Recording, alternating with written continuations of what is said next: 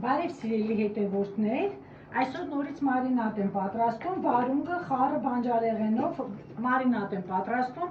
որովհետև պատրաստած բավականին պատրաստել էի, բայց կարելի է ասել, որը բացեցինք, որը բաժանեցի։ Հիմա նորից անհրաժեշտ է, նորից պատրաստում եմ։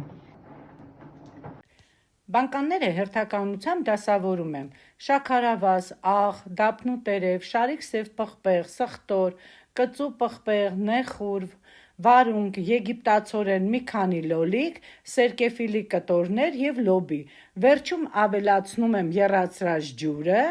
այնուհետև 72 տեկոսանոց էսենցիան 1 թեյի գտալ, եռացնում եմ 15 րոպե, որովհետև եգիպտացորեն կա մեջը, 15 րոպե և փակում եմ։